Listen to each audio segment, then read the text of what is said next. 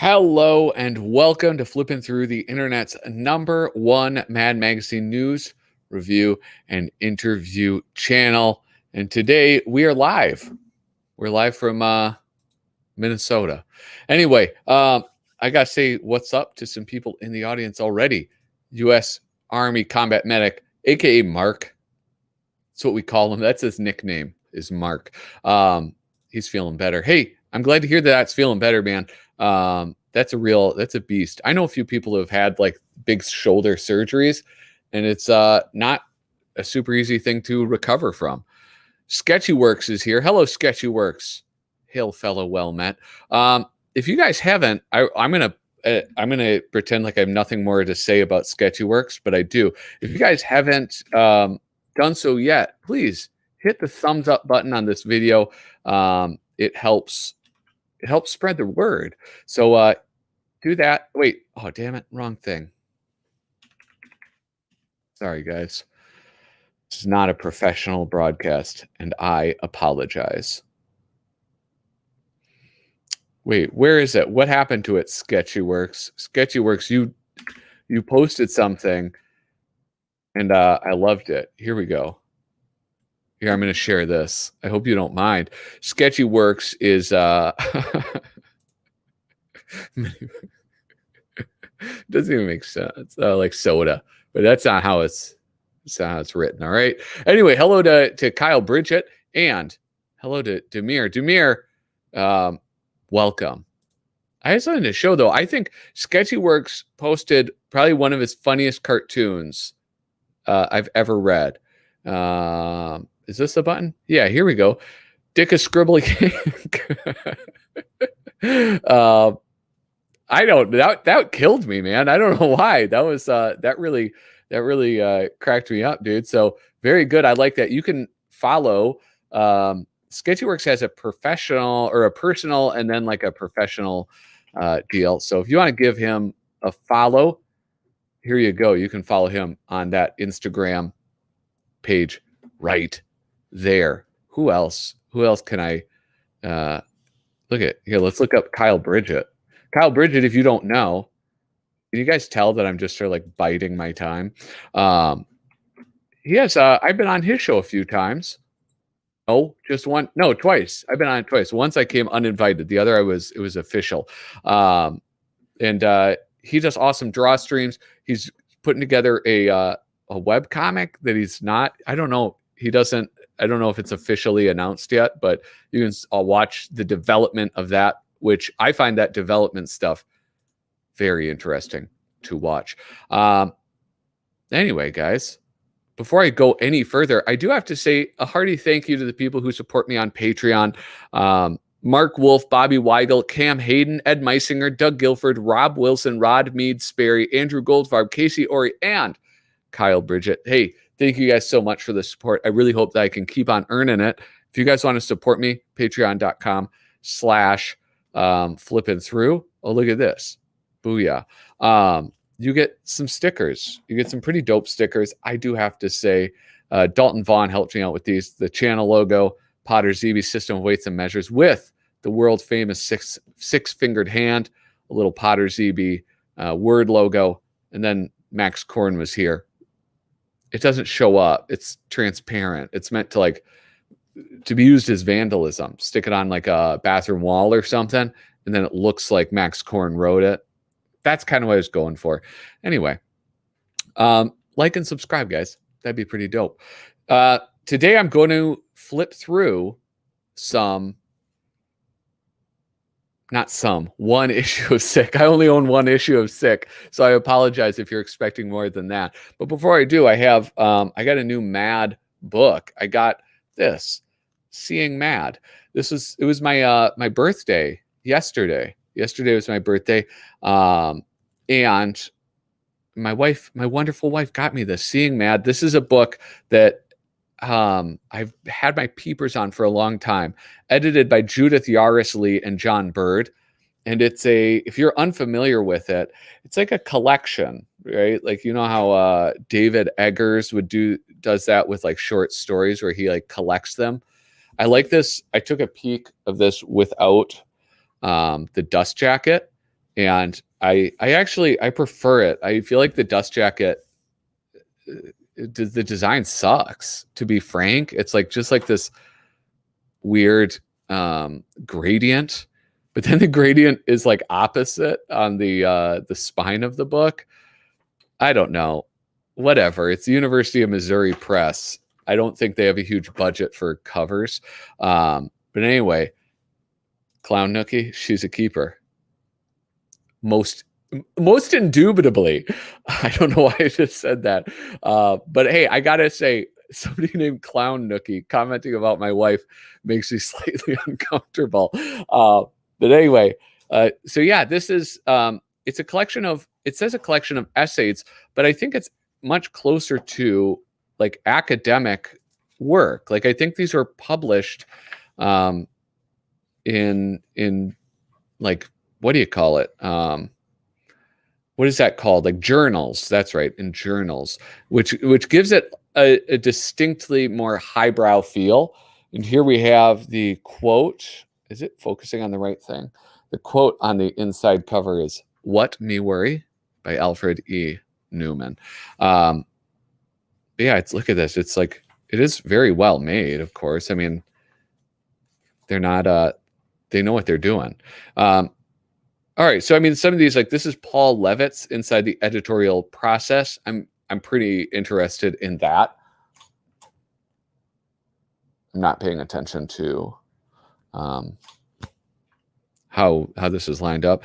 Harvey Kurtzman and Modern American Satire. I think that will also be very interesting to read, because I don't know that much about Harvey Kurtzman, to be honest. So I think that'll be interesting. Al Feldstein and Matt's Humor of Social Critique. I don't know, less interested in that. I think it's we'll see. Wally Wood, Picturing Male Adolescent Desire in Mad's Early Parodies. Like that's that has to be from a psychology journal, right? Picturing Male Adolescent Desire in Mad's Early Parodies. The lighter and weightier side of Mad, or Everything I Needed to Know About Gender and Sexuality I Learned from Dave Berg.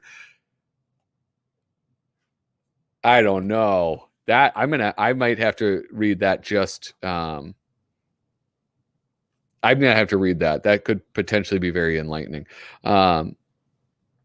I've not looked through this at all, so this is pretty exciting for me. The Mad 20, The Secret History of Alfred E. Newman. That could be somewhat interesting, but I mean, there really is no secret history. It was just like a dentist ad or something, right? Maybe it's more than that. The Prochias Paradox, the Cold War specificity and existential universality of Spy versus Spy. Like you can tell some of this is like pretty highbrow stuff. So yeah, Folding Against the Establishment, a Golden Age of Black. Oh yeah, John Bird, one of the collectors of these, he wrote something. Sing Along with Alfred, Humor, Satire, and Culture of in the Music of Mad.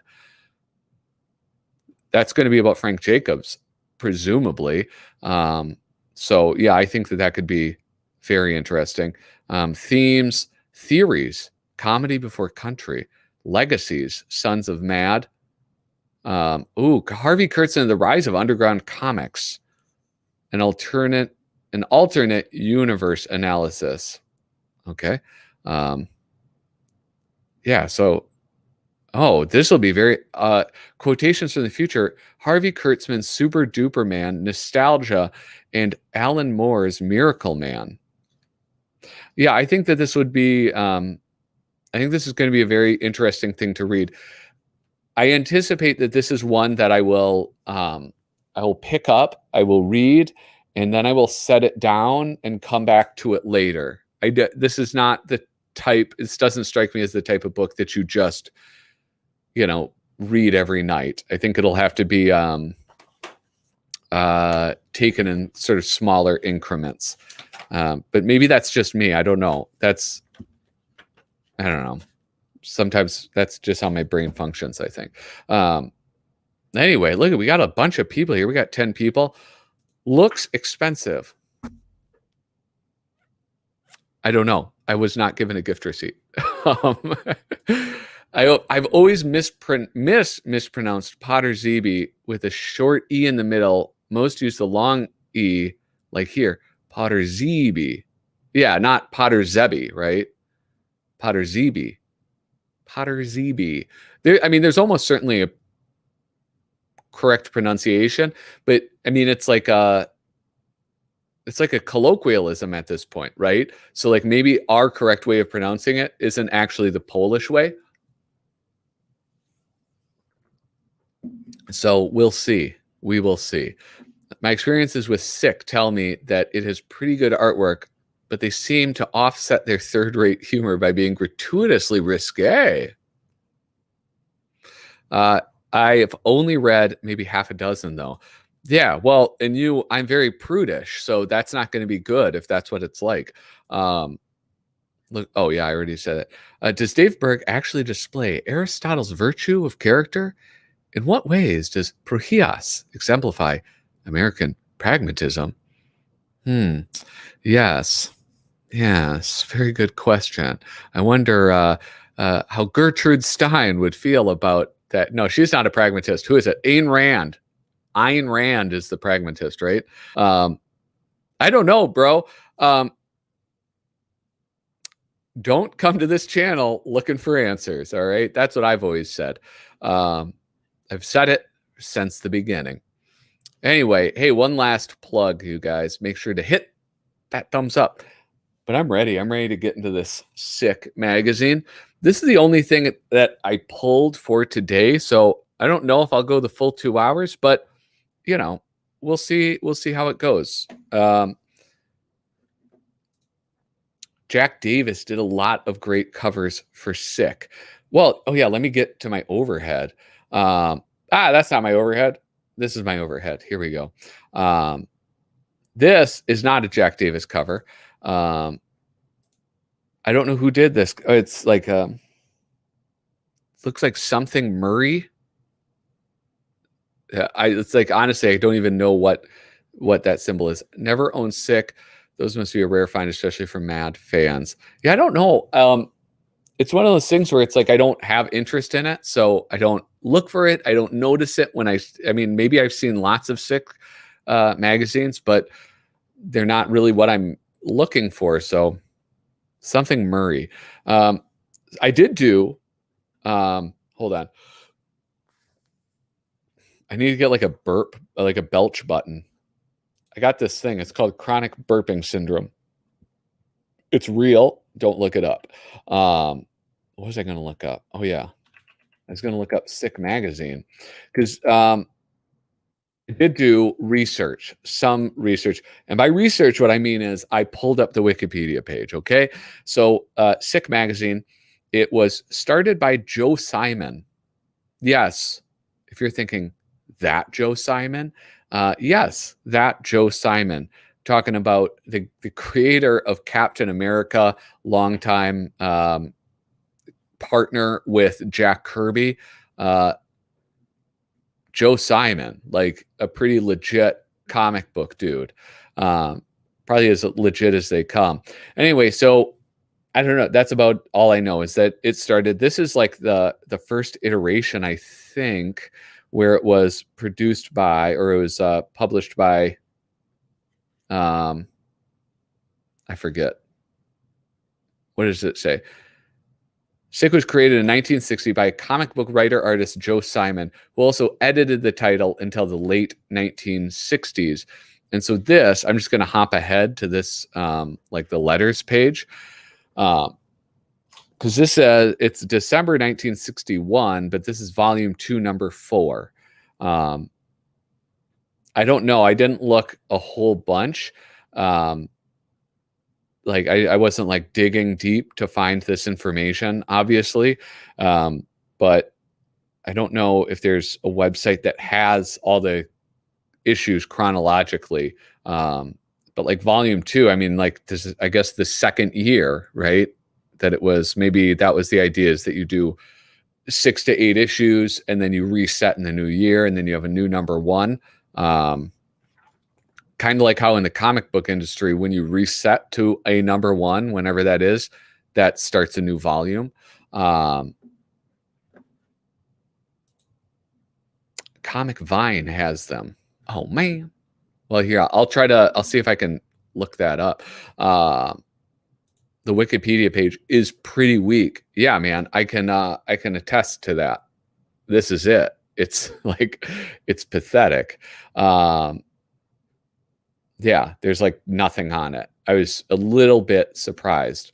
It says it has 134 issues. Informative.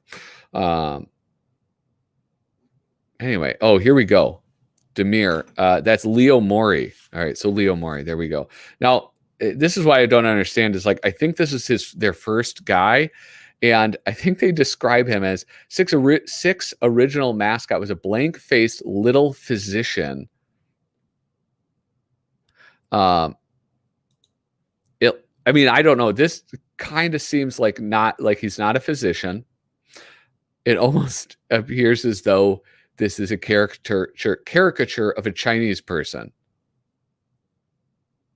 I don't know, though. Maybe I'm misreading this. Most expensive magazine in my collection? I don't know, to be honest. Well, I guess, and that's kind of a hard answer to question, or a hard question to answer, because of I think sometimes things are worth more than what somebody might pay for them, or worth less than what you hope you could get for them. I know that probably the most I've paid for a Mad magazine was Mad Magazine number 60. Now, so that's the one with the first appearance of Spy versus Spy. It has that cool, like a two-sided double cover with Jack Kennedy and Richard Nixon. And yeah, that's probably the one I paid the most for. And I own one comic issue of Mad, but I got it for a steal. I don't know. So kind of hard to answer the question, but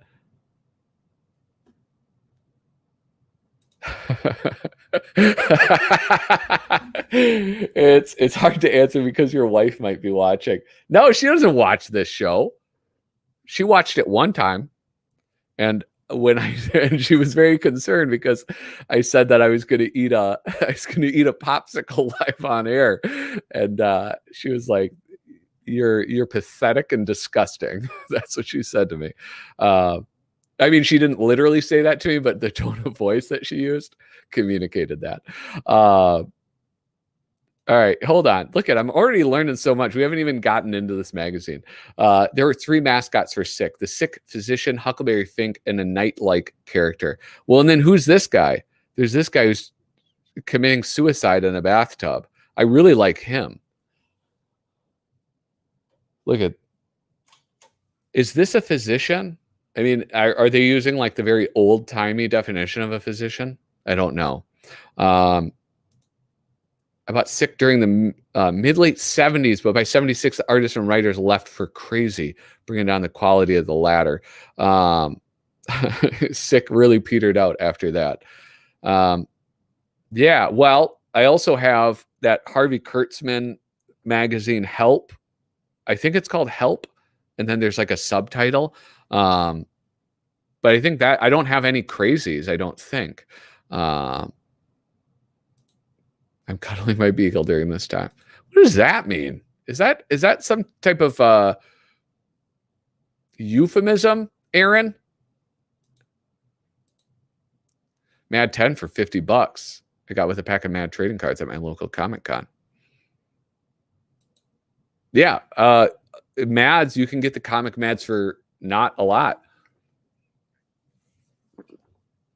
I think the only EC comic that's worth less than Mad Magazine is Panic Magazine.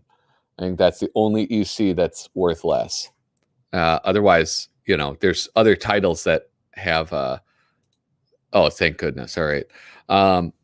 Otherwise, there's like titles that are just frankly better, I think, or more along the lines of what people like. Anyway, so here we have like the classic Palm Olive commercial. I don't know, but look at, there's like a boy in this.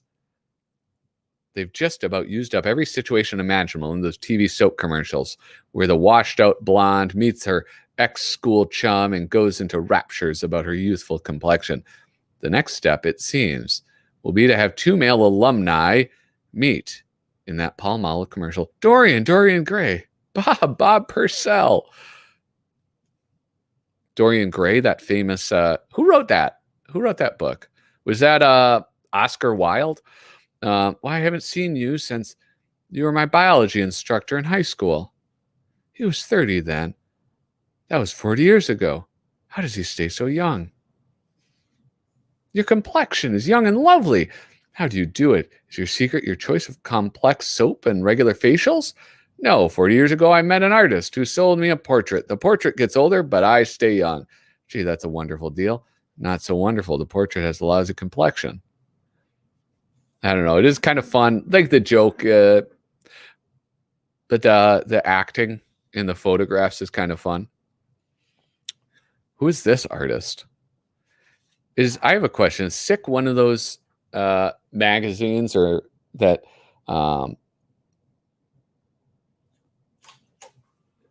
is that one? Is it one of them that like doesn't give credit to like artists and stuff? About half the Sick issues are on the Internet Archive for free. I did find that, and I was excited. And I thought, oh, I can put that on. I can like drop a link, and then people can follow along as I go through this. But they don't have this one. They only have them in like just later issues, I guess. This is kind of okay. So, what I like about this, I haven't even read any of it though, but I like the use of the duo shade or duotone, whatever it is, which is, look at this. This artist is doing so much just with brushwork on that, especially like here in that background, all those like the buildings and the cars are all painted with that duo shade. It's kind of a neat effect having that only like certain parts of it inked and then the rest painted in with that. I don't know. Looks kind of neat. Yeah, so here's the page, the what do you call it? It's table of contents that Mr. Kyle Bridget was talking about. And so we have kind of like what I assume are like the vital features. Jack Parr knows it all. Jack Parr's know-it-alls. Sorry, Dick Clark, MD. Dick Clark, he really was around forever. But that's not the real Dick Clark, is it? That's not like my Dick Clark, is it? That's like some other Dick Clark, like a fictional Dick Clark. Exploring the peanut wrapper. Like, here's the thing. It's not that interesting. Oh, look at this guy. This is the physician right down here. Okay, so I think that guy in the cover was a drawing of a person of Asian descent, I think. Yeah. It was strange. It's strange that it was on. You have like two gags right before, and then there's the credits. Crazy was fairly edgy from 73 to 75. Glorified Sick from 76 to 79, trying to recapture the early era from 79 to 83, but different. I will take your word for it. So we have the warden, sick world. Oh, look at everything is sort of, they force Sick into everything. Sick monologue, Sick history, Sick newsreel. And here we have the letters page. Letters page. All you need to know about a magazine you can find in the letters page. And here we go. I just spotted this because I have a keen eye. I don't know if you guys know this. These glasses are fake. I have a keen eye, and it says, "Dear Sick." Well, it's finally happened. Mad used the monologue idea. Then they did a sneaky camera piece without even changing the title. Now they have followed you with a Kennedy at Home article. And finally, their inside back cover is a photograph with a caption similar to Sick's great moments in history. Closer. Jeez Louise. That settled it. From now on, I'll read sick. I prefer originality. They lost a reader. Mad Magazine lost a reader. Right there. Ed, as long as it makes somebody happy. I kind of like that, right? Like not trying to like twist the knife and like really pile on. They're just like, yeah, well, okay, buddy. Let's go up. Oh, this is such a long letter.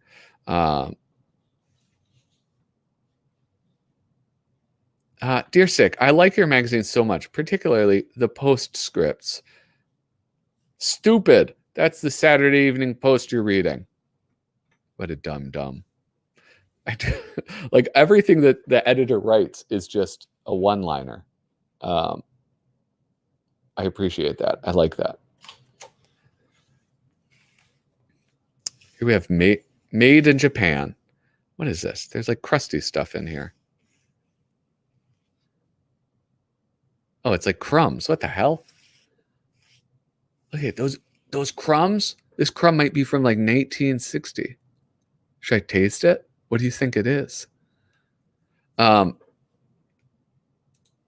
we have Bob Powell as the art director. Yeah, I prefer originality. In Sick, a mad ripoff. Oh, the irony. Yeah. It is. Yeah, I didn't pick up on that. Thank you for pointing that out. And here's Bob Powell. Is Bob Powell one of those names that I should know? So wait, when is this? This is in the 1960s, right? So this is, I'm trying to think, right? Because, yeah, 1961. It's been, what, 15 years since the end of the war in the Pacific. The United States is experiencing a second invasion from Japan. The first, December 7th, 1941. Remember? Yeah, I do remember. I was in the United States Seabees, and every year I remember December 7th, 1941, because I made a vow. This time, instead of planes made from the 3rd Avenue L, the invasion is taking the form of transistor radios, cameras, and other appliances. If you could eavesdrop, you might hear this conversation between an American importer and a Japanese manufacturer. This is interesting. So, like, at this time, yeah, they were starting production of everything, and furthermore, like what China basically, well, not even China now as much anymore. China was known most recently as the country where you would get like really poorly manufactured goods. That was Japan. That was post-war Japan. They were producing really chintzy, cheap products until they weren't. and then they started taking over the world because they were creating really, really high quality products. All right, so how much? I have to admit, I am a little nervous to read this. All right, I'm not going to lie to you guys.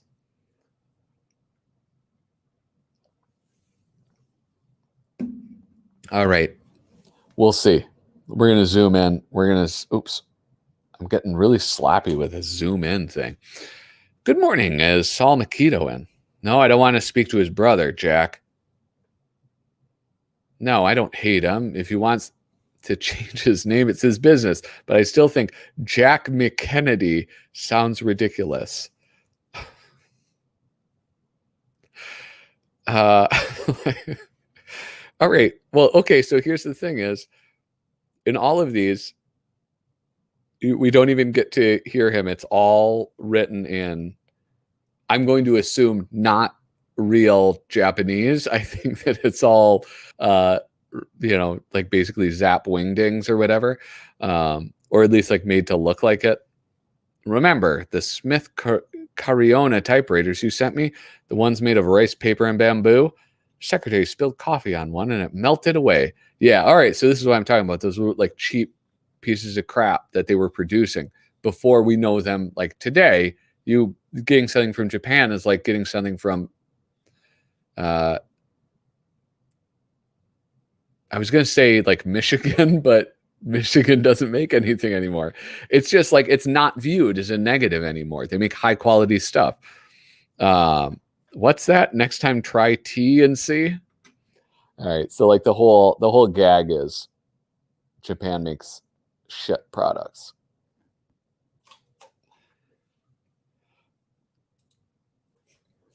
David Ciccone, LOL. Nice to see you, bro. Powell was in the Eisner and Iger studio during the Golden Age. Also worked on Mars Attacks cards. Love Mars Attacks. Look at, I always keep Mars Attacks cards handy. See, always keep them handy. Helps remind me what could be. Boom. These are just extras because sometimes I buy them in bulk from eBay. Anyway, hey, anybody want to buy some of these off me? I got like pretty good. Some of these are in okay condition. This one's like really faded. It's awful. Anyway, David Ciccone, you said, listen, David Ciccone, in a live stream, Kyle Bridget's live stream, he said Kyle Bridget makes Bill Gaines look like Bill Gates, which I thought was the funniest comment I've ever read in my entire life. And I expect something similar on this live stream. I want to know who I make look like what. All right. That killed me. I was very jealous. Girl shows, believe in your dreams. Me. What? Hey, is this me? Are you memeing me? Anyway, let's get overhead again. Here's Sick World. What? Yeah, and here's the physician. All right. This is the physician. That man on the cover, I think, was just, dare I say, a racist caricature of a Asian man just trying to make soda. Oh, here's a Joe Simon right here. A Joe Simon cartoon. The Sicknicks. Let's zoom in on this. How old is Joe Simon when he was putting this out? I mean, he lived till like 2011. The Sicknicks. Hi there. How long are you in? 99 years. And you? 75 years. Then you take the bunk near the door. You go out first. I like that. That's, it's not ha-ha funny, but it is funny.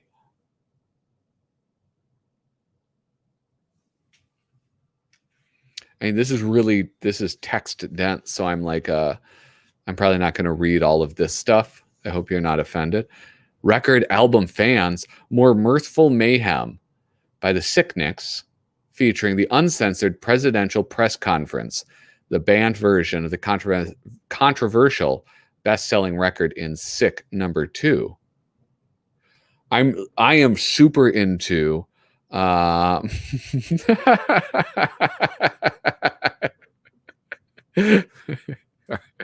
hey, that's pretty good. That's really good. I'm really into those Mad records, though. Those plastic record inserts from the super specials. And I've done 2 of them. I've recorded 2 and then uploaded them. And now I want to collect them all and keep doing that. Here we have the early show.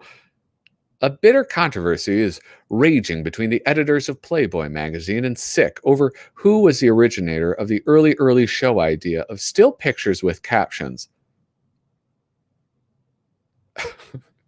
Who is the originator of this bad idea? Japanese engineering is not funny. I mean, back then it was, because it wasn't so good. Playboy contends that they had the idea over 2 years ago, and since we just started publication last August, we obviously stole the idea from them.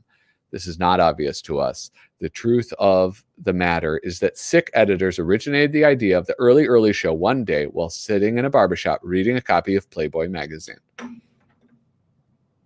That's kind of funny. Oh, dang. We got 11 viewers. That's got me feeling real good. If you have not, please go ahead, reach out and touch that thumb up button, please. It makes a difference, and it would make me happy. Right now, we got 6 thumbs up. Let's bring that closer to 11. Let's see if they can do the captions good. So far, and I'm not just kissing his ass because I like the magazine as a whole and because he's a friend of the show. So far, the only magazine that has been able to do the captions on photographs well, in my estimation, is none other than Freaky Magazine. It's the only publication that has done it so far. Oh, that reminds me. I got stuff I have to give away. Yeah, I have some stuff to give away. I got the Gall in the Family Affair from Mad Superstitious 11 last book, along with other stuff. Great shopping haul of the year. Nice, bro. Nice. You should send me on Instagram, DM me some photos of your collection, bro. Okay, here we go. What is this? What is this a picture of? Caligula? What the hell? He says he's from Bethlehem in Judea, and he wants to see Cecil B. DeMille. Okay. Honestly, guys, I think the reason our cigarettes aren't moving is that we're packaging them all wrong.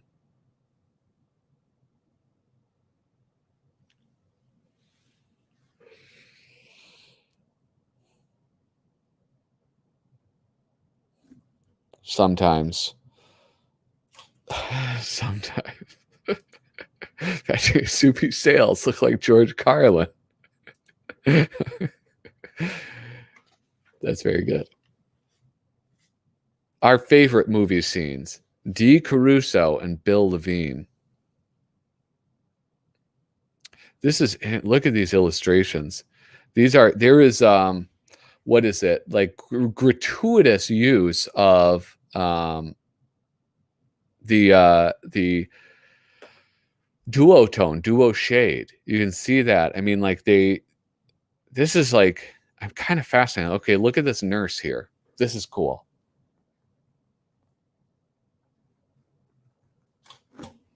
All right, so I like this. This nurse she's chilling here. But I love how it's just like single line. Like it's almost like it's drawn without pencils or anything. I don't know. It just feels like very, what's the word? I don't even know how to describe this, but I really like that line work. And then it's just boom, filled in with all of this duo shade. And then like right here, this is so great because he goes in like that. He paints it all in. He uses like the two-tone ones to get like the darker tone where it's outside of the spotlight. That's fun. I like that a great deal. But if you imagine, if you like just stripped away all of this, it's like a completely empty illustration. And I mean, same with this one too. He just uses that really, really well. And it's a pretty unique style of drawing. Who does this remind me of? Like, look at this kind of like spooky, creepy face. Oh, look at those hands. Like curling over themselves. I love that.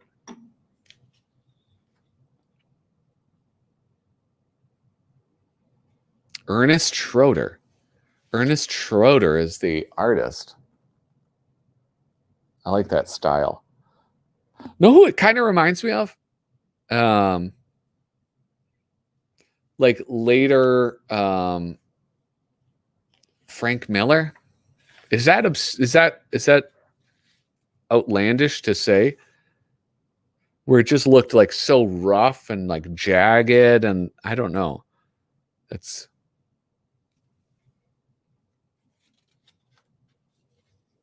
here. I guess I should probably read one of these. Try to zoom in a little bit, but this camera sucks, guys. I think you know that. I'll stop making excuses. The mail run scene, pilot's locker. Jess, you can't go up in that soup. The mail must go through. But Gloria loves you. She's your girlfriend. No matter what her heart tells her. I won't break my best friend's heart. I've got to take the St. Louis run. Get out of my way, Errol. I'm sorry I have to do this, Jess. Boom, socks him. Who's taking the St. Louis run? He is, but he's unconscious. That's okay. We'll bring him to after we tie him to the plane. There we go. Murder most foul.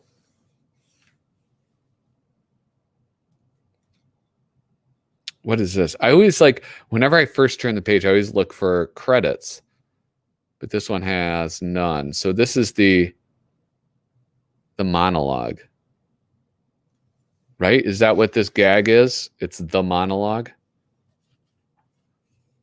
Let me go back. No.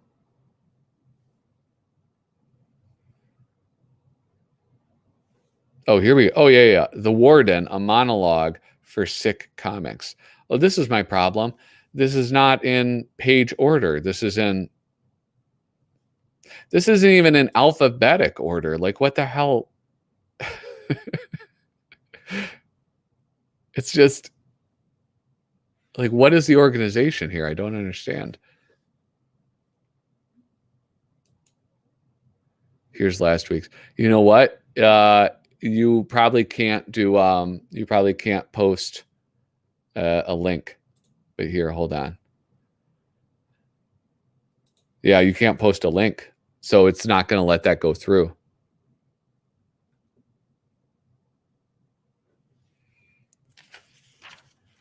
All right.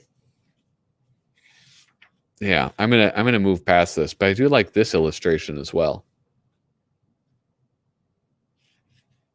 Oh, here we go. Another monologue from Caruso and Levine, the boys in Death Row.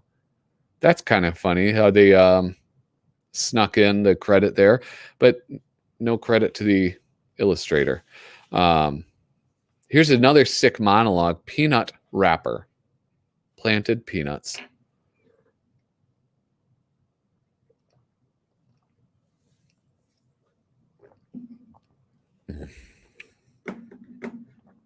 Fun fact. James Bond narrated a Thomas movie called The Great Discovery.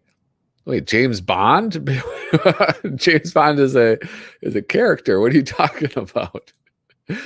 That's fun, but I don't know if it's a fact.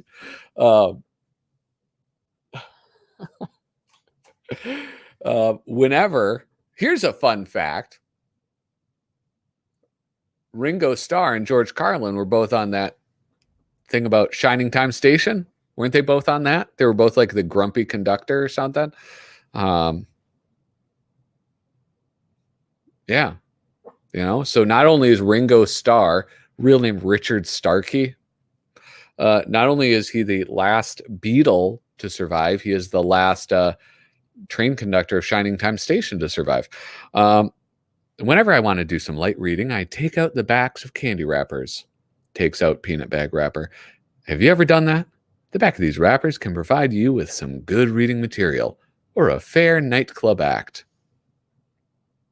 There was a big controversy when these bags first were made. They couldn't decide whether to make the bags transparent or opaque. They decided to make them transparent because no one at the factory knew what opaque meant. You'll notice that beside being transparent, you can also see through it.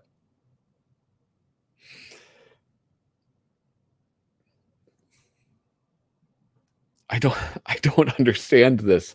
I don't understand this joke. Now right here, they list the ingredients. These salted peanuts are made from real peanuts and salt. I bet you thought they were made from marshmallows and milk chocolate. That's peanut brittle. Next, it says net weight, 3/4 ounce or 21.26 grams. Apparently they couldn't make up their minds. This bag is government inspected. This has always bothered me. What does the government expect to find in there? Guns? This is, yeah, Paul died. He died in like 1961. Don't you remember? Paul is dead. Abbey Road, he's barefoot. Yeah. Come on. I can't be the first one to tell you that, am I? He's dead, bro. And It has a brief history of the company here. Lists the companies. I'm not going to finish reading this. This is not funny. The actor. Oh, the guy who played James Bond. Yeah, but which one? Aaron Grimm, you're killing me with these fun facts. But I see that you agree with me that Paul is dead. Yeah, there's a whole thing. I'll go into it. If I run out of material in the Sick magazine, we'll go all over that conspiracy. I'm guessing Sick's humor got better as it went on. Yeah, like, I mean, I think it's fair to say I don't really get that much into like dumping on humor and like being like this sucks. But it's not tickling my funny bone. I'll say that. It did run from like 1960 to 1980 though, so presumably yes, it got better. You know, fake Paul, sure. Thanks, bud. Reading, not too many jokes. Yeah, it's tough. It's a lot of reading and not a ton of jokes. I think that like there was some comparison to Cracked, and listen, actually, maybe I'll jump over to the overhead real quick, or the here, because they said something kind of interesting. I thought in this, they have a quote about this. So in his book, American Comic Book Chronicles, 1960 to 64, the comic book historian John Wells comments, where Cracked was content as a mimic, Sick took its title as a mission statement. Published by Crestwood Publications, who Color Comics imprint was Prize Comics, issue number 1 declared itself a grim collection of revolting humor, financed by Teddy Epstein, and packaged by industry legend Joe Simon. The magazine was built on the more tasteless, politically incorrect humor dispensed by stand-up comics like the controversial Lenny Bruce. The comedian is said to have bought 100 copies of any issue of Sick featuring excerpts on his routine that he then mailed to prospective clients. Discussing Sick number 1, Simon said. So I'm not going to read that. But first off, if you're a historian, I don't think that you should be writing such subjective comments, right? Like this is, you're kind of showing your bias here. I mean, I don't think Cracked is going. Anybody who worked for Cracked is going to say that they didn't mimic, right? But to try to act like, I mean, like looking through this, there is some mimicry afoot, right? So I don't really buy that they took Sick as its mission statement. But the other thing about Cracked is that it was funny. Right? Like I know it's not my favorite, it's not my go-to, but there's a lot more comedic elements to it. Like visually, I think it's much easier to access that. Perhaps like the whole thing with Lenny Bruce is like maybe the idea being that like, oh, we are going to be like higher brow humor or like more adult oriented, but I'm also not really seeing anything all that adult oriented. I don't know. I mean, and I know like times change, right? And like the stuff that I have or that I was exposed to or that I listen to now might make Lenny Bruce himself blush. But still, I mean, I don't know. Dear Dorothy 6. They really love inserting that their title into things, right? Sick makes Cracked look like Mad Magazine. It kind of does, yeah. All right, let's give this a shot. Oh my gosh, I almost don't want to. Here we have more captions, right? Like you can't have more than one set of captions, right? When Jack Parr, well, hold on. So 1961, I'm trying to think of some Mad things that I read, like Mad issues that I've read from that time period.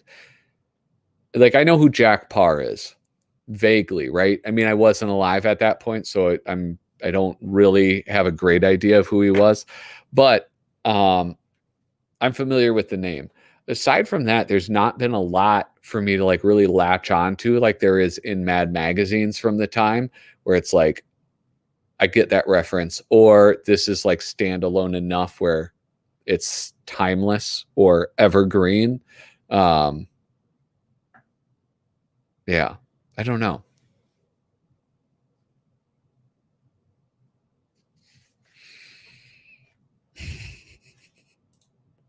How do we make this magazine stand out? Add throw up. All right. Here we have the agent. This is okay. Here we have a comic strip, right? This is good. I can get behind this. Again, though, we don't have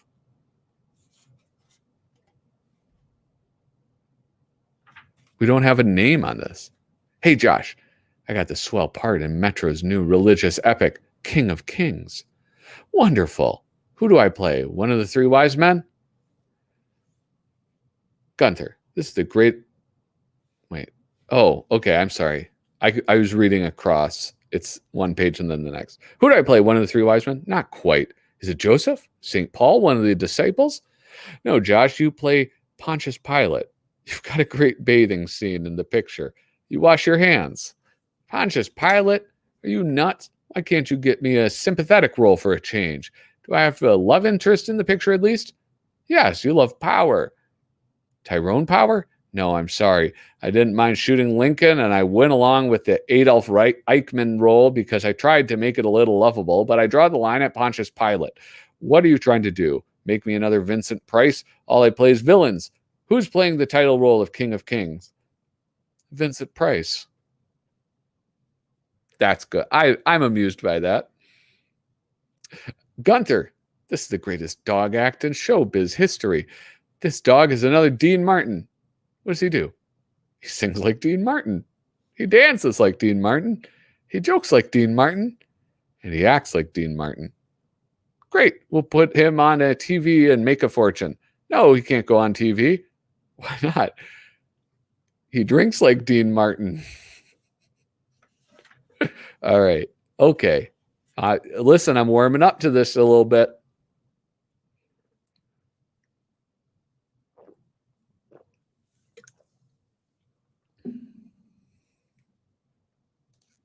Sick is way more boring looking than Cracked and Mad put together. They have too many text heavy articles. Well, yeah, I'm thinking that maybe it is just, well, first off, maybe I went in expecting the wrong thing. Maybe I went in expecting Mad Magazine, and that was wrong, right? But if you remember, like Mad at the start, they were really text heavy when they made that switch into the magazine format. It was really, really text heavy. They sort of readjusted and balanced out later on, but I don't know. Maybe they saw this as an opportunity. Oh, here we go. This guy is an expert. Tom Smith, friend of the show, known expert of comedy magazine. Most of Sick at this time was written by Dee Caruso and Bill Levine, two real talents who wrote stand-up routine for the hip comics like Jackie Vernon, Don Adams, and others. We all know it stinks. Quit being a sick apologist. We all know it stinks. They're text heavy because the writers wrote monologues for stand-up comics. The writing is a lot funnier than Mad's, in my opinion. I love the text. Ugh. Yeah, well, I mean, like I'm focusing more on the cartoons because, like, the problem is like, you know, if you're writing for the for like a stand-up thing, I mean, maybe you're right. Maybe if I sit down and I read this, it'll be good. I am kind of into this King Kong thing. I might read this later.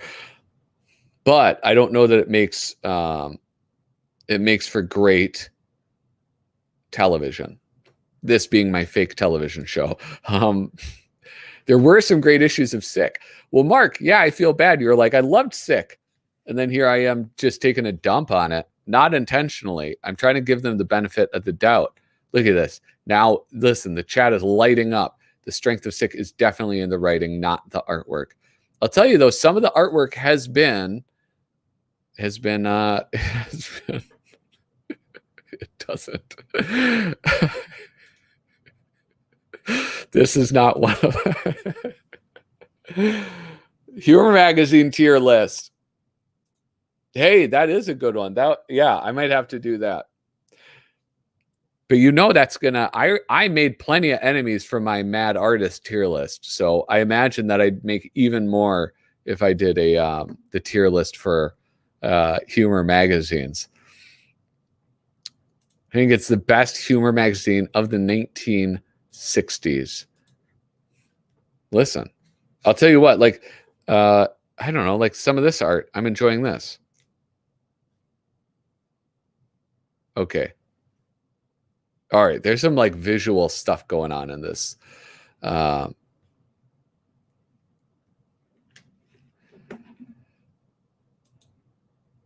disagree. This is a brilliant issue of Sick, but you have to like reading. And therein lies the rub, as they say. You guys, you know, I don't know how to read. I can barely make it through a Mad magazine without like a reading error, and I'm a grown man. And I teach reading. That's part of what I teach, is how to teach children how to read.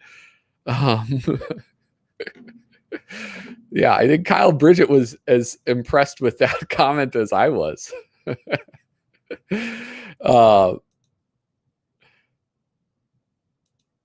They're not meant to be read like a book.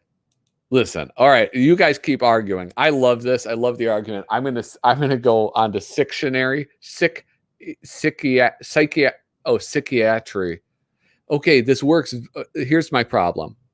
This works visually, but it doesn't work when you actually read it, right? Like psychiatry, psychiatry. It kind of does. Okay. Well, I just got done saying I'm not a good reader. Okay. Won't you sit down and tell me what's your trouble? I take things, doctor. I can't control myself. I just have to take things. All right. Kleptomania is not an uncommon malady, but doctor, I swallow things I take. You see, as a child, I was frightened by a boa constrictor. It invaded the village where we lived. I was lost for 2 days. My mother finally found me wrapped around a tree. Okay. So, boom.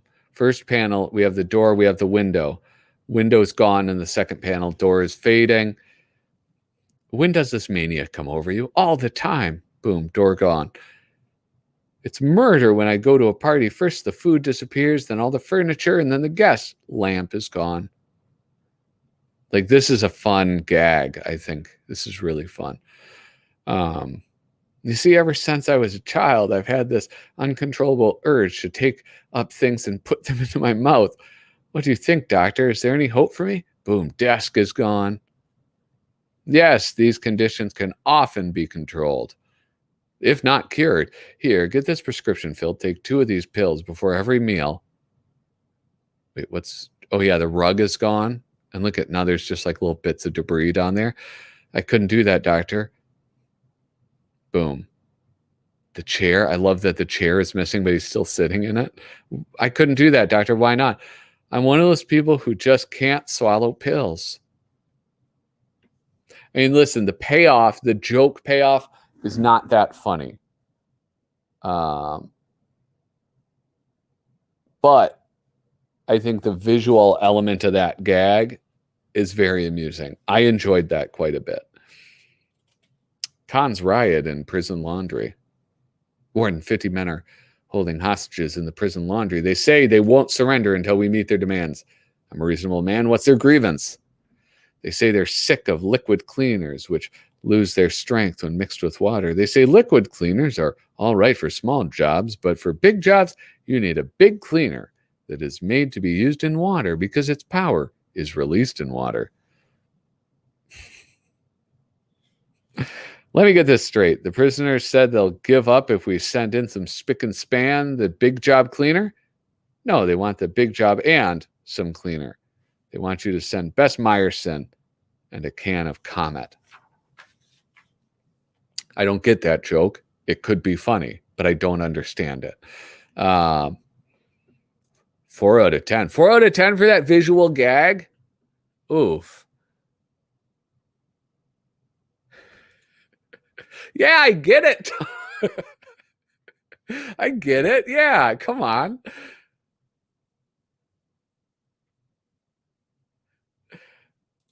Yeah, I think the visual part is the best thing. That was just a bunch of continuity errors.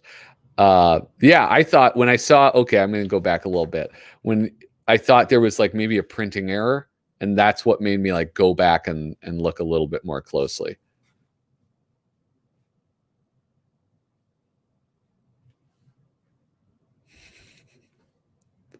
Oh, it's funny, all right. Well, tell that to Kyle Bridget. Kyle Bridget is out to make an enemy today, okay?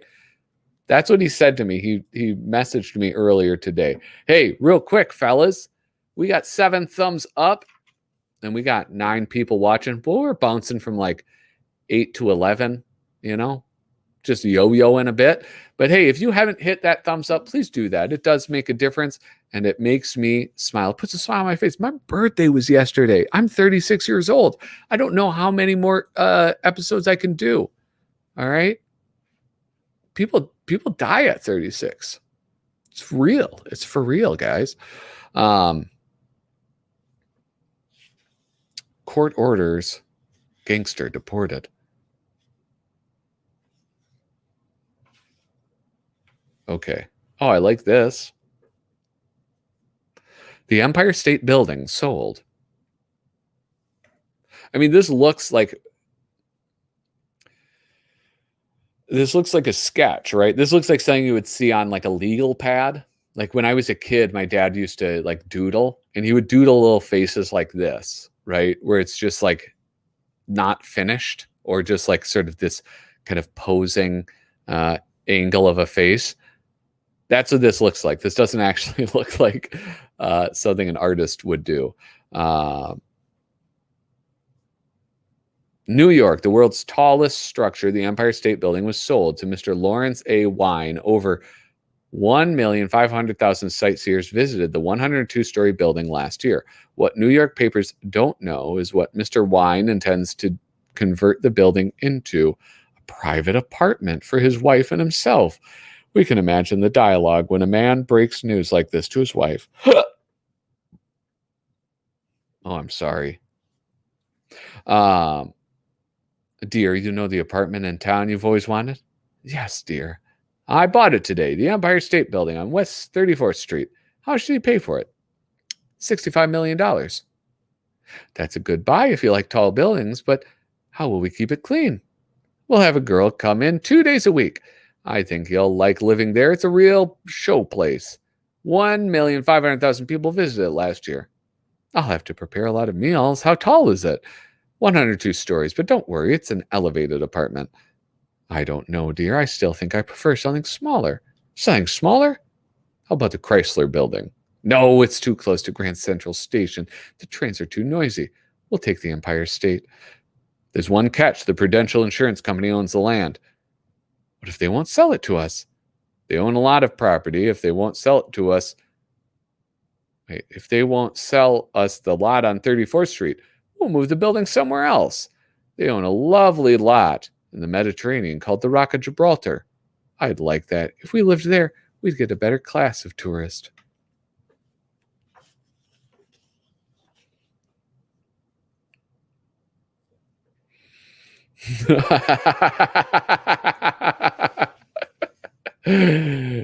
He's talking about you dummies. He's not talking about me.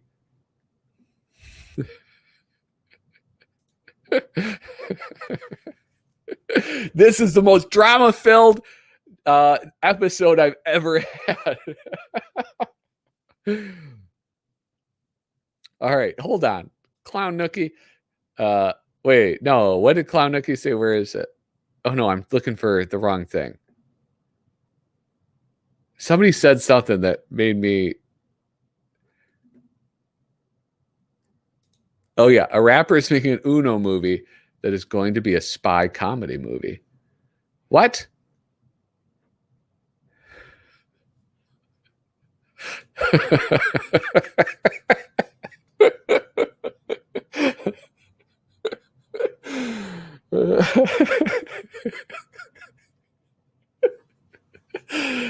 Oh my god.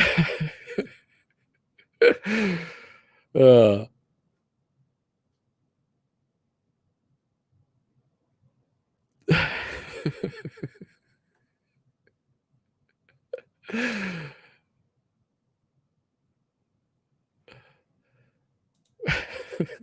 God.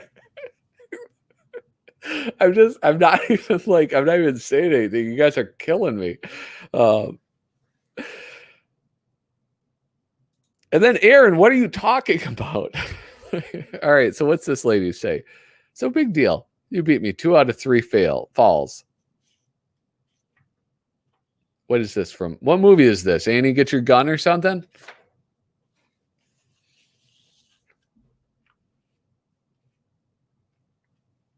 All right, the Sky Raiders. Here, I gotta see. I want to see how much more of this there is. Oh, there's not even that much more of it. All right. Interview today. The Colombian Broadcasting System. God, I hate. Hold on.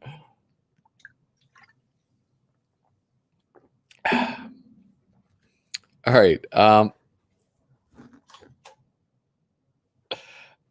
Today, the Colombian Broadcasting System continues to interview men with odd occupations. Our subject, Rodney Dangerfield, the Skywriter director, as the name implies. Mr. Dangerfield directs the Skywriters.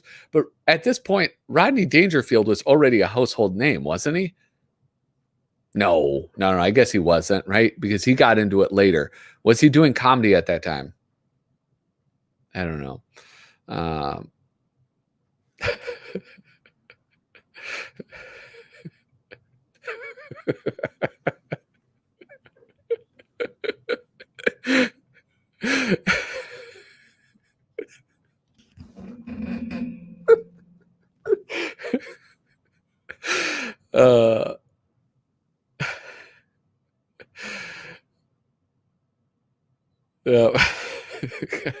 guys, this is like this whole situation is spiraling out of control. All right, this is the inmates are running the asylum. All right, yeah. So okay, so he wasn't well known yet. All right, that's kind of what I figured because I know he got into comedy like in his 40s. All right, so Mr. Dangerfield, why do skywriters need a director here on the ground? The skywriter can't see what he's doing. He's too close to his work. How does one get started in this business? In this business, you've got to start a pilot in the sky and work your way down. What kind of planes do you direct? I direct anything that flies. My biggest job each year is getting migrating birds headed south. Don't you hear a plane? I don't hear anything. Which way do I go?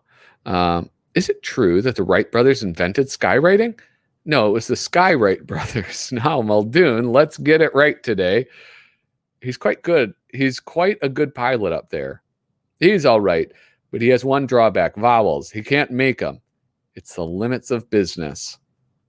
Now, Muldoon, the first letter for today is P as in Peter. What's he doing? He's writing P as in, that fool, he's writing Peter. This is quite an intricate profession. This job is nothing. You should have been with me when I directed 8 skywriters doing 4-mile square portrait of the white rock girl in compatible color. I don't understand that reference. But I do like this one. This is like a lot of jokes per minute. Up there, I can see it. Where? Oh, wait, I'm supposed to read that direction. God damn it. Where? I don't see anything. My eyes are going. Oh, well, now I'm just going to go down here. Okay, Muldoon, let's get it this time. PEPS. And today, let's make the I the hard way from the top down. He's starting his dive down. Keep it straight, Muldoon. Not too much smoke. Okay, Muldoon. Pull out. He's not pulling out. He's in a nosedive. Nonsense. He's all right. No, look, something must be wrong. There's no smoke coming from his plane. You're right. Pull out, Muldoon. You're not following copy. Pull out. That crazy Muldoon. He forgot to dot the I. Muldoon is dead, though. They're very the references in Sick are very topical, so one needs a broad knowledge of pop culture history to get a lot of the jokes, which is one reason I love it. Yeah, I don't have broad knowledge of that pop. I know the big ones, I think that's fair to say. I know the hits, those top ones that have survived history. All right, Rodney got big in '67 on Ed Sullivan. All right, so that's just maybe happenstance. Demir, I'm not going to highlight your comment. Sick is a humor magazine for pop culture historian, so I guess it's from me pretty much. 4, okay.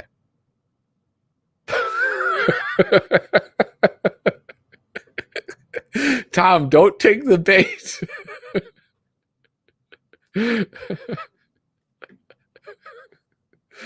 Hold on. Oh, I missed so much, and I'm not going back. I'm not going back for all those comments I missed. I'm sorry. I refuse.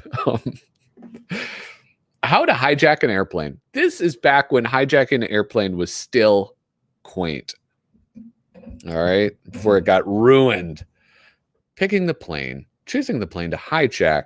Don't be cheap. Pick a big plane. Electra turbojet 707 are nice, but remember, you'll need a large garage to keep one. If your neighbors see the wings of a turbojet sticking out of your garage, there's sure to be talk and phone calls to the FBI. That's true. Buying your ticket. I love this. There's some nice chicken fat in here, right? Look, he has the pirate flag. He has a little, I don't know what, I was going to say Tommy gun, but that's not a Tommy gun. That's some type of like machine gun. These are fun illustrations. Choose your seat carefully. The holdup of the pilot. Stage your holdup after everyone has eaten lunch. Otherwise, you'll get stuck for the bill. Don't tell the pilot to stick him up. He's liable to lose control of the airplane. People don't think of that, so that's really important. Where to take the plane? Avoid panic. Here we go. If passengers panic, you're in big trouble. Talk to them. This settles them down. Speak to them over the loudspeaker. Good afternoon, folks. You are now traveling at 40,000 feet in the hijacked plane. Don't be alarmed. It happens every day. We are now flying on automatic pilot. I'm holding a .45 automatic at the pilot's head. This will reassure them. Unloading the plane. Oh, after you unload the plane, you still have passengers and the crew to consider. Don't. Next time, they'll take a train. If you're successful in taking over an airplane, you'll really profit from our next sick lesson, how to take over a Latin American country. Who knows? Before the year's out, you may be ruling Argentina. One of our boys made it in Cuba. No, not Castro. Batista. Castro got his training from an article in the other humor magazine. As usual, they printed it after us. I think that's a shot at Matt. Fulgencio Batista was the sort of, not, was he a dictator? I don't know, but he was in charge of Cuba, and he was the one that had really strong ties to American corporations. So casinos and United Fruit. And so that was, it was a really big deal when Castro took over, because there was all these American companies that got screwed. Anyway.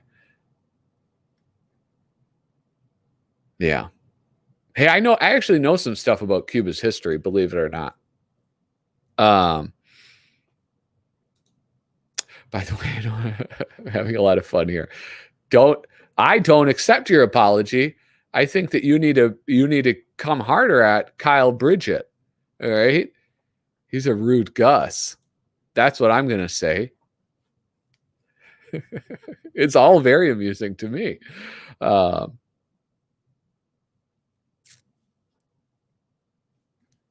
need to apologize. Happy you're here. Hey, Yes, I'm happy you all are here. It warms the cockles of my heart. Hey, if you haven't already, hit that thumbs up. If you like watching grown men argue about humor magazines, make sure you hit subscribe. Here we go. Professor Sickman's calendar of sick events. All right. This is the 10th issue of Sick, if you want, because it's true. Oh, that if you want is for me to, if I want to tell them. Yeah. Okay. I was wondering about that because at the start, I don't know if you were here. Yeah, it's volume 2, number 4. And I kind of figured they weren't doing, they were probably like mad at the time putting out maybe 8 issues or something. This is kind of cool though. New moon, first quarter, full moon, last quarter. This is this weird physician guy is like, he's kind of funny. But this guy, I like him more. Man proposes, nature disposes. Yeah, the volume numbers. December 10th, 1913, Mona Lisa, Da Vinci's masterpiece, recovered. Thief found her a poor companion. She never smiled. Roald Amundsen finds the South Pole for people who want someplace to go in the winter months.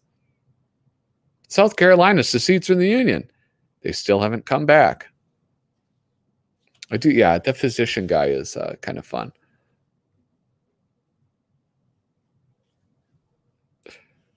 Technically, they are grown men, and I, an 18-year-old. Oh, there are grown men, and I, an 18-year-old, arguing about humor magazines. Guys, there's all these vintage crumbs. I kind of, what is it? Or is it from, I don't know. I'm really curious. I'm curious what this is. There's a bunch of them, though. There's so many crumbs. I can't help it. Oh, GrewTube. Hey, what's up, man? Don't eat it. You don't tell me what to do. I found the crumbs. I do what I want with them. Hey, GrewTube, I sent you an email a long time ago about maybe doing a collab. I know life is busy, so I'm not offended that if you've missed it, but hit me up if you're still interested in doing that. Taste them, coward. Listen, I don't think I am going to. Krusty Crumbs could be a byproduct of, I didn't even think about that. But what is he doing in this magazine? Awesome. I look forward to hearing from you soon. I got to go back to that. No more crumbs for me. Yeah, that's a really good point. Oh, I just touched my nose after I touched it. Disgusting. All right, what is this? What movie is this? What do you mean? Come over there and give you a little kiss. So I like that. I don't know what movie it is, but that was funny. That was one of the few times that a picture caption has made me laugh. And here we have, I guess, the outcome of the soda pop thing, right? The magazine that keeps America laughing. 50 blank pages. Read it now before Mad gets it. Oh, I didn't even notice that. I didn't even notice that at the start. My goodness. Read it now before Mad gets it. So this was like an ongoing thing where they were just accusing Mad of pilfering their ideas. Oh. That's very interesting.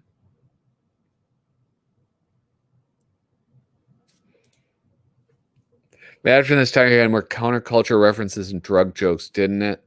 No, I don't, because like the whole counterculture thing.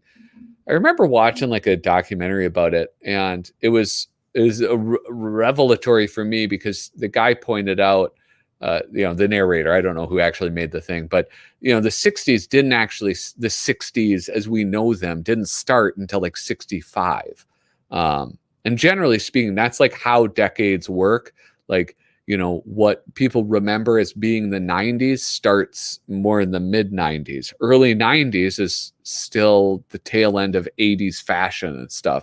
So it might be some misremembering, but I I do think it was the humor was just it was different in other ways. I mean, I think that um, they were doing the movie parodies. They had other really common recurring things like um, well, at this point they had Spy versus Spy or yeah, I don't know. Those crumbs are bound to be non-GMO, so it might hurt you for real. Know what I was thinking? What if somebody used it? Maybe they were like, I can't get a good picture of them, but maybe it was like people were using this like to roll joints and stuff. When you were a kid, you do that on a magazine. I don't know. Uh, Sickme more in the late '60s. They were always hipper than Mad. Wait. Oh yeah, yeah, yeah. Yes. It okay. So yeah, we kind of had the same thing. Counterculture starts is a late '60s thing. If you would write a Mad movie, what would it be about? They always do those like biopics about stuff like that blind guy who plays the piano or, you know, um the guy who started Facebook, right? Like I wonder if an interesting story could be told like that about Harvey Kurtzman. Um, it's like the biggest thing he starts, he moves on from, and then just has like this series of stumbles after that. And I don't know, I think that could be a pretty compelling story to be told, but it's not really Mad specific. um yeah, 60s Mad was a lot like 50s Mad. It gets crazier later on.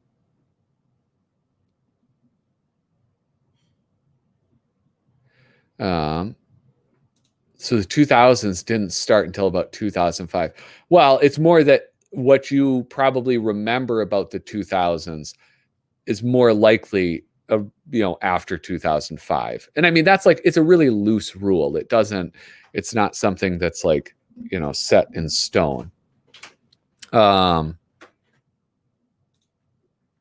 lot of beatnik jokes. Yeah.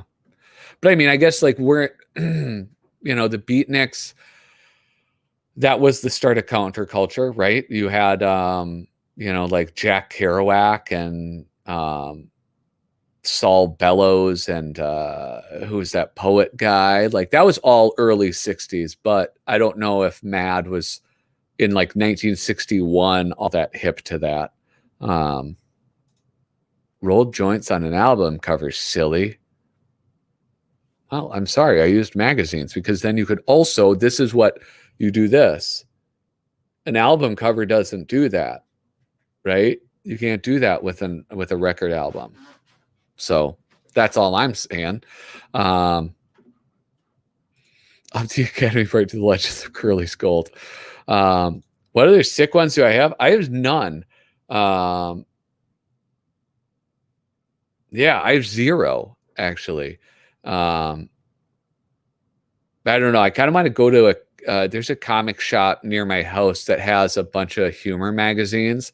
And it might be fun just to stock up because I think for these live streams doing like doing the moms magazine other than Mad, I think it's pretty fun to do. And it's really good because it benefits from um, interaction, right? So doing it live is great because I immediately have some immediacy with you guys like correcting me or giving me additional information. So I think most of the magazines other than Mad that I'll be doing will be on live stream. So I want to start picking more of those up. And I'll probably pick up more sick, crazy. I do want to get a hold of some Trump. I think that would, and Humbug. Trump and Humbug are ones that I really, really want to get. What about Zoot Suits? Zoot Suit Riot, Riot, roll back a bottle of beer. You remember that song? You remember when swing dancing was big?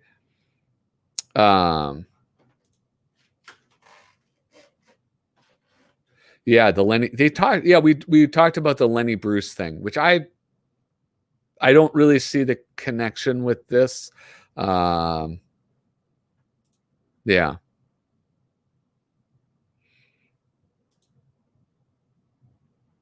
So, no, I mean in the 90s when it was big. That's what I'm talking about, not like not in the 1920s. Um,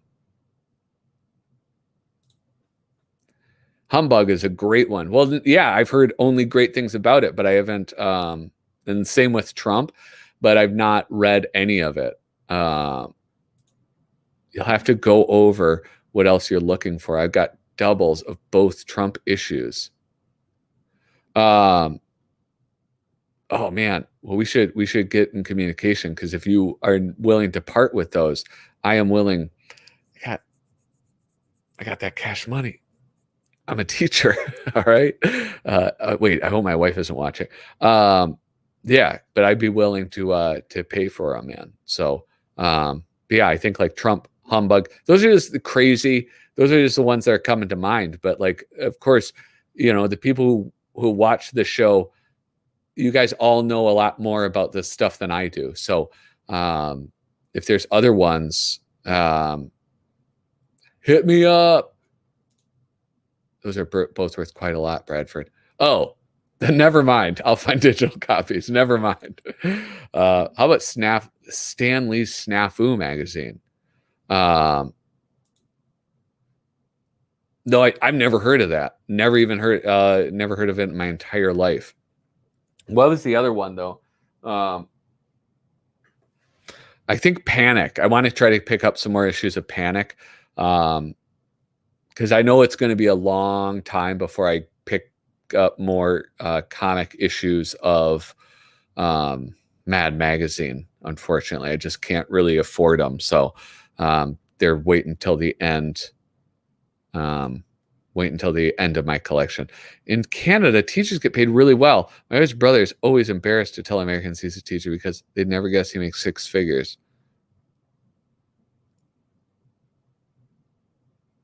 Are you kidding me? That's nuts. I don't know. That's crazy. Um, Stanley created one of the first humor magazines to compete with Mad in 1955, Snafu. I'll tell you something. I never even seen this movie. I've never seen Up the Academy. Um,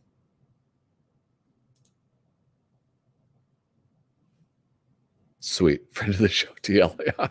Yeah. Excellent. Crazy Magazine was great in the early years.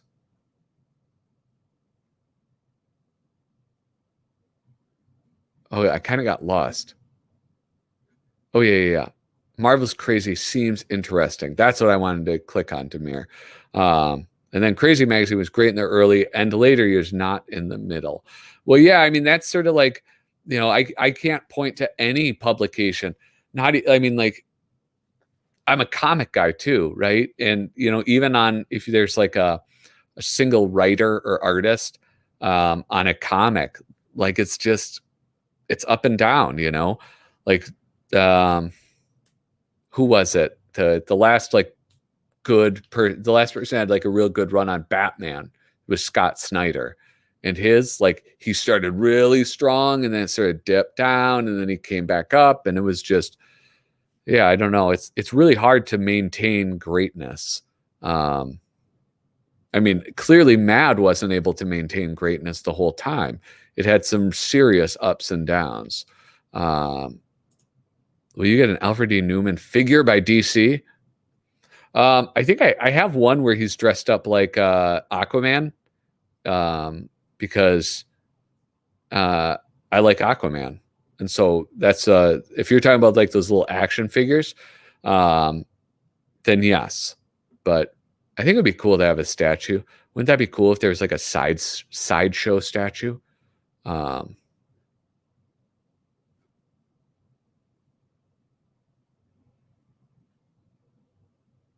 yeah,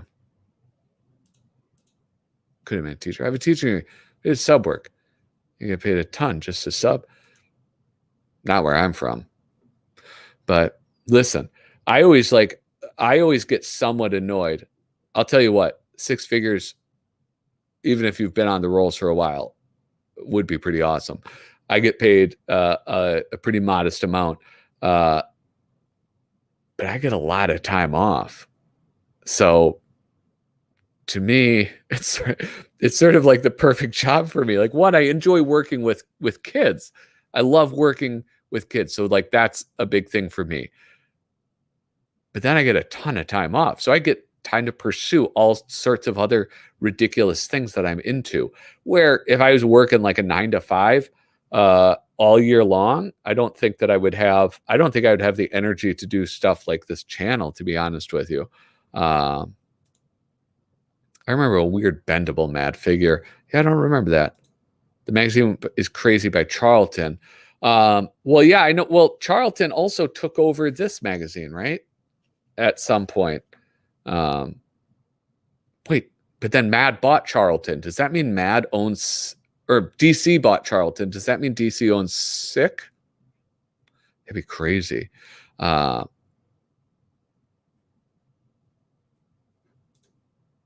Tom Smith, if you do that, you let me know.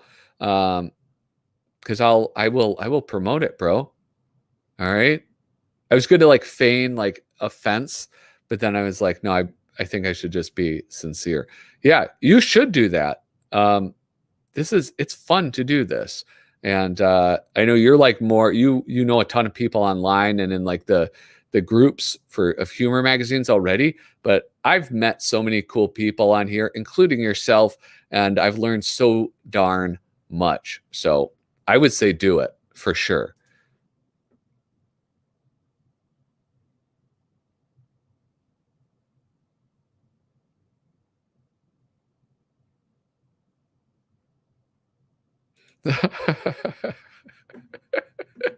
You asshole. I wasn't being ironic. Like what? Hey, listen, I'll tell you what. Like I'm not a big channel, right?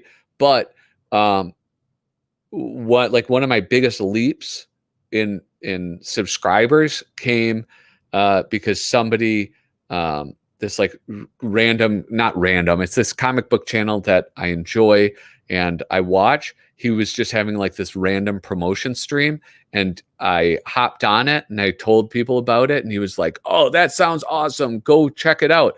And I got a huge bump and that is like really got the ball rolling on my channel. And so it's like, how could I not, after people have helped me grow my channel, how could I not do that for other people? Um, Listen, hey, I'm going to be honest. Just like be careful around Kyle, okay? Just that's all I'm going to say. That's all I'm going to say. Uh, I made a post in your group with a bendable mad figure. Oh, sweet. I'll check it out. Yeah, if you guys feel like if there's something you want me to cover or go over, you feel free to post. Actually, I should probably do this. I might be wrapping things up pretty soon here, but before I do, you can go. What did I just drop? You can go to flippinthrough.com. That's a website I made. And look at right at the top. There's links to my Patreon, the Etsy store. I don't know. The Etsy store, I sell the thing that you would get for free or as a thank you on Patreon. $5 gets you the sticker pack. Check that out. Also, links to my Instagram, my YouTube, my Twitter, and the Facebook group. If you click on that, it'll bring you to the Facebook group. You can check out, you can feel free to post things on it. Is this like going to show stuff about my life? Oh, yeah, here it is. Aaron Graham Cracker, WTF. I do like this. All right, I'm gonna like that. Boom. Anyway, so you can feel free to post things in it. Um, you know, drop some news. I can cover it, or not me. Max Korn can cover it on Mad News. What else? Oh yeah, and then there's just like sort of my interviews. I had keep a list of the interviews, and then top reviews. What I miss? You missed everything, Cam. We went through. Listen, if you got to kind of rewatch, and as I'm going through this, you have to watch the chat because it's. I think the chat is the most interesting part of Sick Magazine. Okay, because it sort of lights up at certain points. So yeah, I hope you go back and watch it. With that, I don't know. Is there anything else? Panic is an interesting magazine. Panic is an interesting magazine, and I did go through 2 issues on a live stream, and so I do want to pick up more of those. And like I said, they're a lot cheaper than the Mad Magazine comic ones. I think it's probably the cheapest EC comic that you can buy. Okay, what is this? Interesting fact. Well, listen, last time somebody said fun fact, and it turned out to not even be a fact. So the illustrator of that particular issue of Sick You Have, Leo Mori, did covers for another Mad ripoff called Panic. Not the EC comic, but another magazine coincidentally named Panic. Oh, that is an interesting fact. I'm sorry I doubted you. I'm just sort of like scanning through.